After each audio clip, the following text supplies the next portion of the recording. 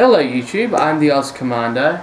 I'm just here to bring a review, I'm starting up, of Django. Django, however you want to say it. Bringing a review. I'm hoping also to do gameplay and maybe weekly updates of playing games and doing more reviews like this one for video games. But we're going to start with Django today, that's why everyone's here.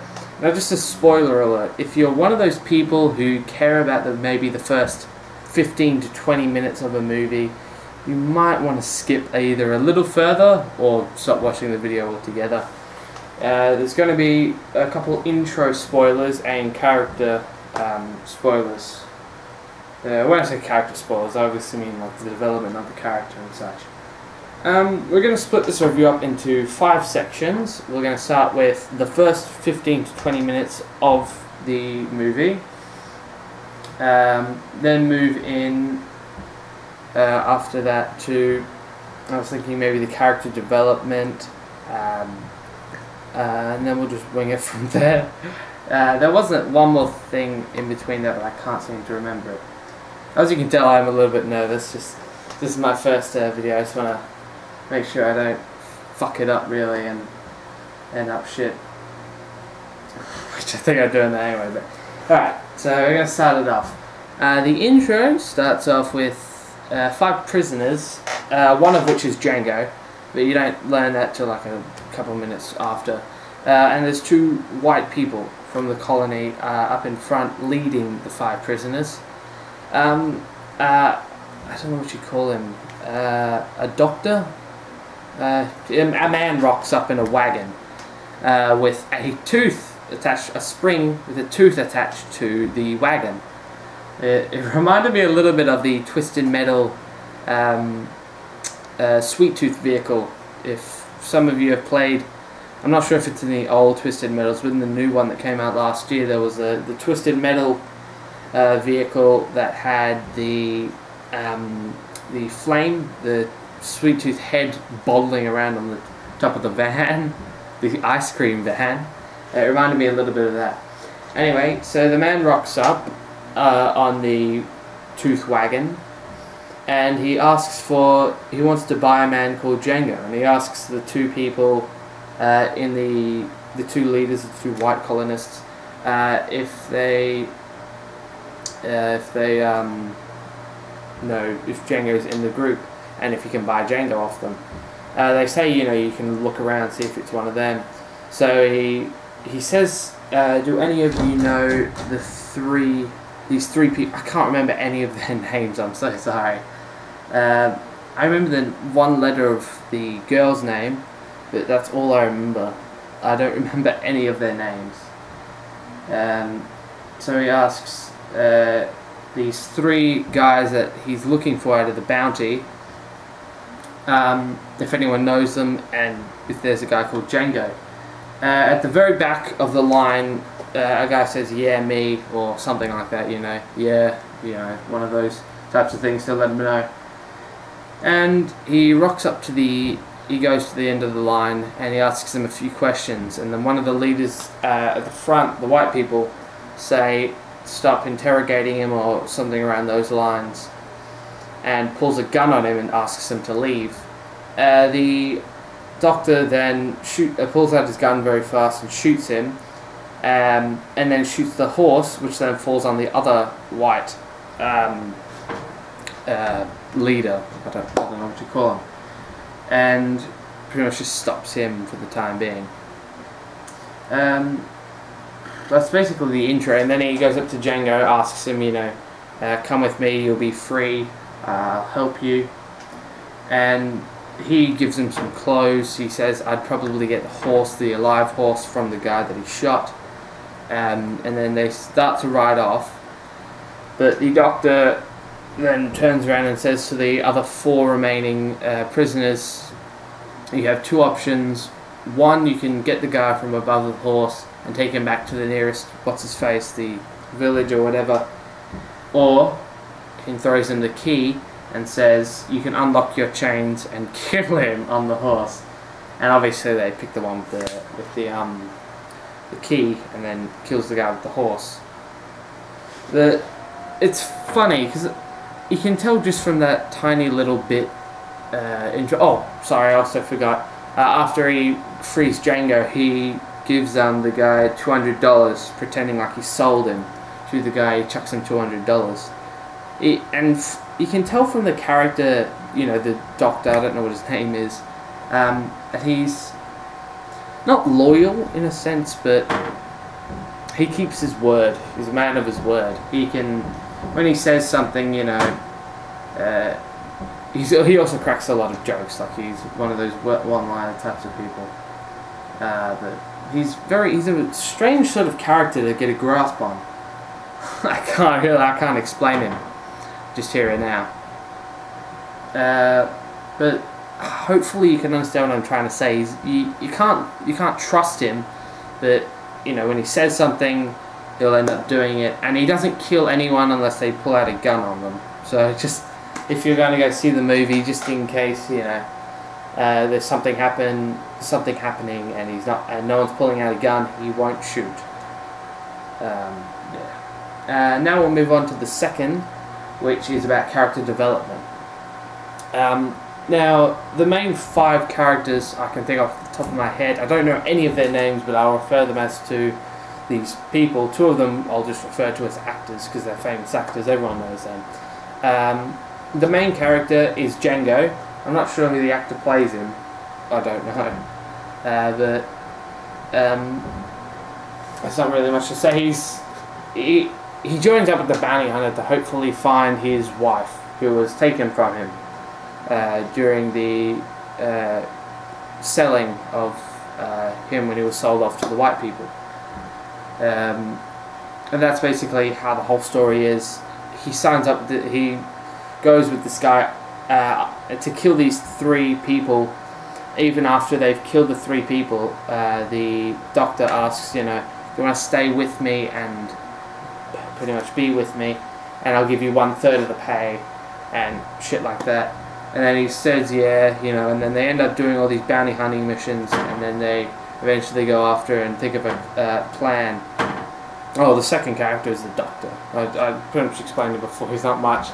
He's like a one-liner. He doesn't kill anyone unless they pull on a gun on him, and he's not trustworthy, but he sort of has that type of feel with him. The third character is the woman, the wife he's going after. She has like 5 or 6, maybe 4. I didn't count the whips, but she was whipped. And that's pretty much the 3 people that the doctor is hunting down. So after they kill them, that's when he starts to reconcile that, you know, the black person starts telling him about his wife, how these people and his wife, shit like that. So it's not a big story-driven factor for the movie, but the story is good. It's there. It's half decent. It'll pull you through. The fourth character is the 4th character you meet. I don't remember his name, but the actor will probably spring to a lot of people's minds. Leonardo DiCaprio. He's probably the main villain. He's similar to the Doctor, where he keeps his word type of thing. You'll see that at my favourite stage, the mansion. You will see what I mean in the mansion. If you're going to go see the movie, obviously. I don't know if, you know, maybe you're just going to watch this review for the hell of it. I don't know, but you'll see what I mean if you're going to go see the movie in the mansion type bit. How he keeps his word. He doesn't do anything rational if he doesn't need to.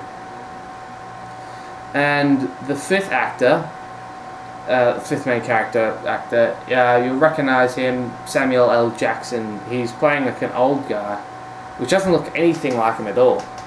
From the Spike TV, the Spike VGA Awards from here, I'm guessing he's got like some, he's got probably some makeup done on him.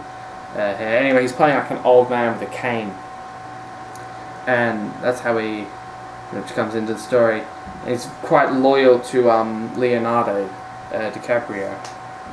He's strangely, He's quite strange. He's like he reminds me of the older version. I think this is how they're trying to get to it as well. He's like the older version of what might be the black man.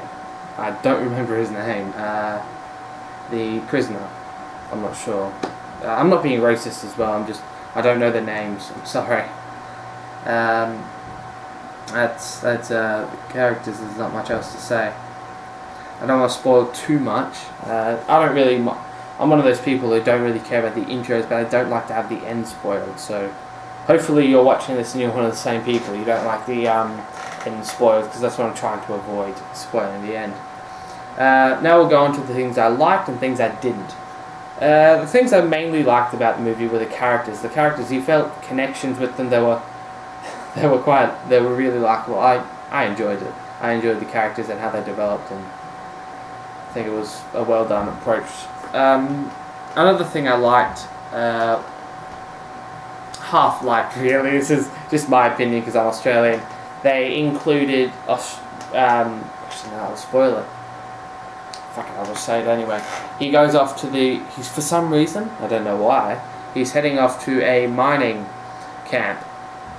And there are three Australians. They have one of those accents of Australia where, you know, they're like, oh yeah mate, here's one of the, you know, those accents that Americans think that we have, which we don't, but only the outback sort of Australians have that. That's very rare, but for some reason they think we have that.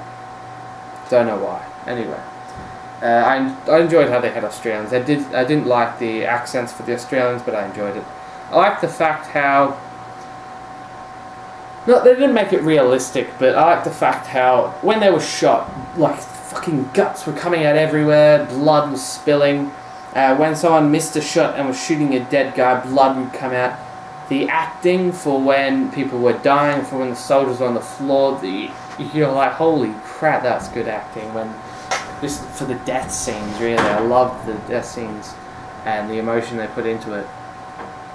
Apart from the only people that didn't really go ah and, you know, scream and shout were the people who got a direct shot to the heart, which was only 2 people, from what I remember. I just saw the movie like 2 hours ago, so I can remember quite a bit of it. Now the things I didn't like about the movie, there was a girl, you know, his wife.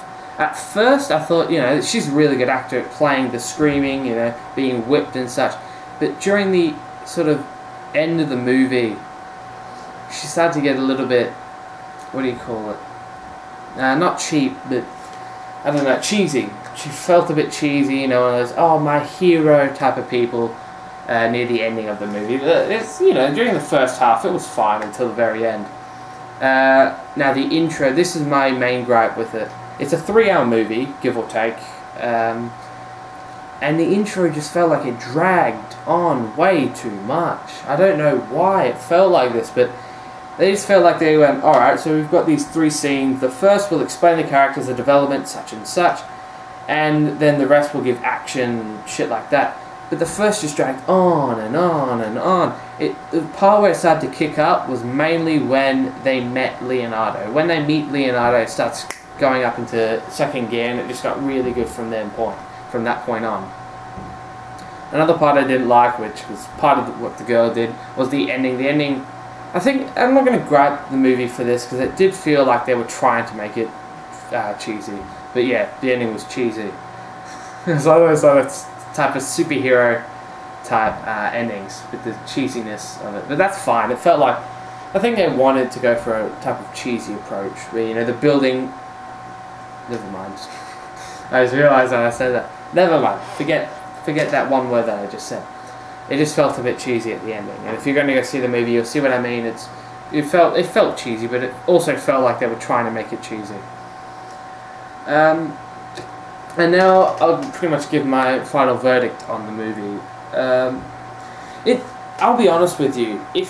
Despite all the flaws and the lack of things I liked about the movie, I still felt engaged, and at the end of the movie, I got up out of my chair and was like, that would actually be my favourite movie of the year out of the movies I saw if that came out in 2012. Now, mind you, I only saw 5 movies in 2012, The Avengers, The Amazing Spider-Man, The Dark Knight Rises, The Hobbit, and James Bond. But I really liked the movie, surprisingly, which was quite odd. And better than The Dark Knight Rises, which was my favourite movie last year. So I was surprised with it, actually. But yeah, it's a weird combination of feelings I have for it. But overall, I think I enjoyed the movie. For the future reviews, I'm just going to give you a rundown on my review score and how it's going to be compensating and working for the rest of my reviews. 5 means, you know, it's average. It's probably it's definitely a rental. I wouldn't do anything other than a rental until it comes out. 6 means most people will say it's a rental, but some people might like it and want to go watch it. 7 means 50-50. Some people will say it's a must-watch. Some people say it's a rental. 8 means most people say go watch it. It's a fantastic movie. A little bit say it's a rental. You know, you should probably skip it. 9% means nearly everyone, basically everyone, says, you know, it's just a fantastic movie. You should go see it. And 10 means best movie ever, which is going to be very, very rare to ever see me say a 10. You're never going to really find me saying a movie's a 10. I haven't found a movie yet that is a 10, so, you know, you might come close to a 10, but you will never find me say a movie's a 10 unless I absolutely mean it. Same with video games. That's basically the rough 5 to 10 draft. 4 basically means I would probably skip it. You know, if you're a hardcore fan of this series, or you know, you're the developers, you might want to go watch it, but it's pretty much, for most people, a skip. It's 3 means pretty horrible. Nearly no one should watch it. That's basically what a 3 means. 2 means absolutely horrendous. No one should watch it in their right minds. If you do, you're an idiot. And 1 means horrible torture. That's basically the one word to wrap it up, is torture. So that's how the review's going to be down. That's how the review score is going to be going down in the future. But for Django, I was surprised. Very surprised, actually. I'd say it's over 50-50 for a rental, so it's going to be at least an 8. I'm going to give Django, I think, and I feel quite solid about this. It's either this or a 9.5 or a 9. I'm going to give it a 8.5. It was really good. Yeah, like I just said, I really enjoyed the movie, but at the same time, thinking back to it, the movies that came out last year, for me, were good, but they didn't reach my expectations for the movie, which is probably why. And I wouldn't give any of the movies that came out last year higher than a 8.25. If this movie is the best, I do think it is a little bit better than all the movies that I saw that came out last year, from my opinion. So a little bit better. So I think an 8.5 is reasonable and good enough. If not, then I'd probably give it a 9, maybe if it could just didn't have that much of the intro. I reckon I could give it a 9 if it didn't have that intro. I reckon a 9.25 it didn't have the cheesy ending. But yeah, so that's my opinions on the Django movie. Please, if you don't mind, please comment and tell me how I could improve this, what you'd like to see in the future, even movie reviews that are coming out soon that you want to see. Also, the next videos, if you're interested in seeing this, will be in February 7th, possibly. February the 8th, 7th, of the Sly Cooper Thieves in Time gameplay playthrough. And probably, I'm thinking the game will be around 1, 2, maybe even 3 days to beat. If so, then whenever I beat it, probably on the day or maybe the day after, I'll try and get a review out, settled, and see how that works. So yeah. Thank you for watching. I'm trying to, also I should probably tell you, I'm trying to get onto YouTube. I'm trying to, hopefully, if I can, build up YouTube and maybe not necessarily make a job out of it, but make it a big priority, and trying to get videos out every day, hopefully maybe every second day if I'm not lucky, and try and put out entertaining footage. So that's my review. That's my review of the Django movie.